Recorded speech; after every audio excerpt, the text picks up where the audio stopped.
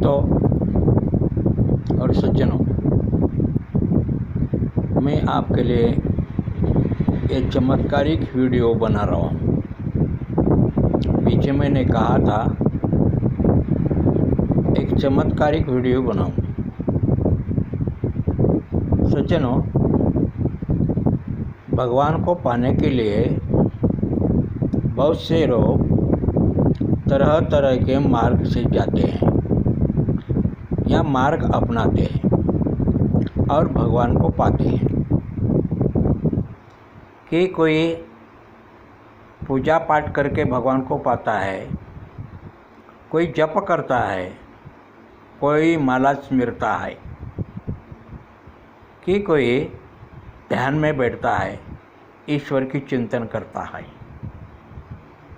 सारे रास्ते वहीं जाने वाले हैं कि अपने अंदर जो छिपा हुआ है उस शक्ति को, उस एनर्जी को नहीं पहचान के कारण वो घूमते फिरते रहते हैं, तीर्थाटन करते हैं।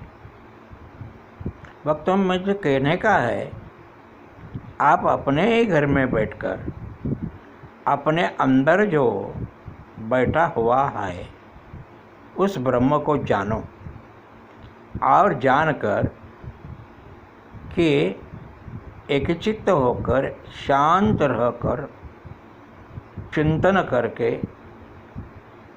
मेरा भगवान, हे भगवान, आप ही मेरे कुटिया में बैठे हो और उसको प्रेम से ललकारो, उसके साथ प्रेम करो और रोज़ स्मरण करते जाओ। मैं ऐसी ही रोज़ स्मरण करने वाली सुभद्रा माता की एक चमत्कार आपके सामने रख रहा हूँ। और हिमालय पर्वत के ज्ञानगंज में रहती है।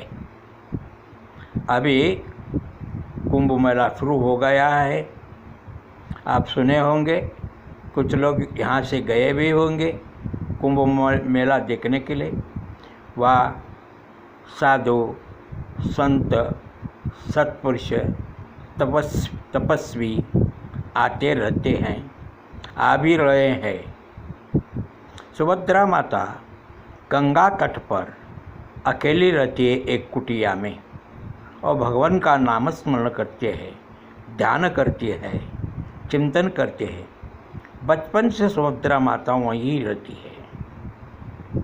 वो प्रभु के बिना रह नहीं सकती। आप पूछेंगे, अगर भगवंत का नाम लेंगे तो क्या होता है, भगवान क्या करता है? सुभद्रा माता की कहानी मैं अब संक्षिप्त में बता रहा हूँ, आप सुनिए। सुभद्रा माता एक संत थी, संत है, अभी है सुभद्रा माता। उसके पास बहुत से लोग जाते आते दर्शन के लिए, माता टेकते माता के पास जाकर। माता आने जाने वालों की सेवा करती रहती है, उनके लिए कि खाना बनाना, उनको परोसना, खिलाना, पानी पिलाना और उनको आशीर्वाद देकर भेज देती है। ये नित्य का क्रम सुभद्रा माता की है। अभी के गंगा किनारे कि क्या चल रहा है कि संतों का मेला चल रहा है कि 200 संत सुभद्रा माता के कुटी के पास गए और एक संत ने कहा, माता जी, हमें भूख लगी है। माता जी सोचने लगी, इन लोगों को भूख लगी है, ये साधु संत लोग कम से कम 200 है, इनको मुझे खाना खिलाना है। अब बात सोचिए भाई बहनों, 200 लोगों को कहाँ से लाएंगे आटा, वो अनाज कहाँ से लाएंगे, कैसे खिलाएंगी? भाइयों, सुभद्रा माता तपस्वी है, भगवान के नाम के बगैर रहती ही नहीं। वो भगवान को याद करती है, हे राम, हे प्रभु मेरी लाज रखो, मैं कि सभी को खाना खिलाने के बारे में कि सभी को पहचान दिया हुआ हूँ। अब ये 200 लोगों को मुझे खाना खिलाना है, आप ही मुझे मदद करो बोल के प्रभु के पास वो वंदना करती है, प्रार्थना करती है। सचमुच उस रात में उसको जो चाहिए वो धान्य, वो भोजन का साहित्य सब कुछ लेकर एक कोई तो बाबा आता है। वो बाबा गाड़ी भर के अनाज लाता है। रात में रसोई चालू रहती है, रात रात रसोई बनता रहता है। दूसरे दिन उन सभी 200 लोगों को खाना खिलाने की सारी व्यवस्था हो के रहती है। ये सारी व्यवस्था होती है।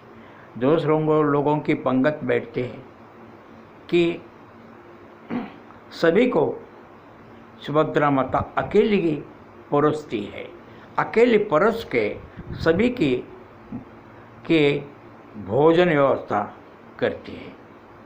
सभी साधु संत लोग भगवान का नाम लेते लेते, भगवान का स्मरण करते करते भोजन करते हैं, अपना आत्मा तृप्त करते हैं, दिल भर खाते हैं, आनंद से गीत गाते रहते हैं।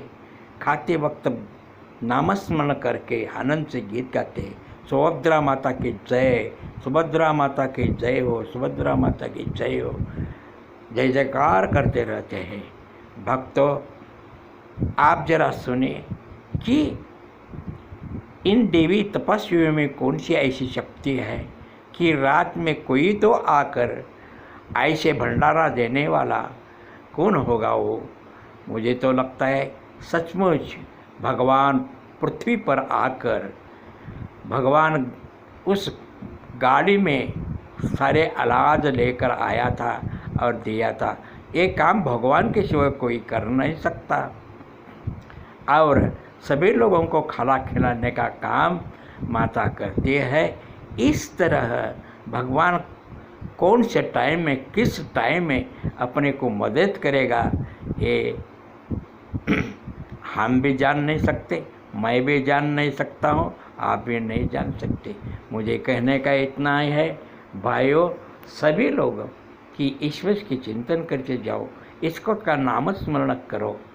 अच्छा, ये वीडियो छोटा सा यहाँ समाप्त करता हूँ। ऐसे बहुत से कहानियाँ मेरे पास है, कुछ किताबों में पढ़ कर के भी मैं सुनाता हूँ, कुछ मेरे अनुभव भी मैंने सुनाता हूँ। जब मैं कि अमृत वेले बैठता हूँ, ध्यानस्थ होता हूँ, भगवान की चिंतन करता हूँ, भगवान का नामस्मरण करता हूँ, भगवान से जुड़ता हूँ, भगवान से एक होकर रहता हूँ। भाइयों आप भी होते जाओ कि जब आपका नसीब खुलेगा, मैं ये बात बता नहीं सकता। ज़रूर आपका नसीब खुलेगा, आपको भगवान का दर्शन होगा, भगवान आपको सहाय कराएगा। आपकी परिस्थिति आपके ऊपर आने के बाद भगवान आपको सहाय करा। इतना ही मैं कहकर यहाँ पर मेरा वीडियो यहाँ की समाप्त करता हूँ। ओम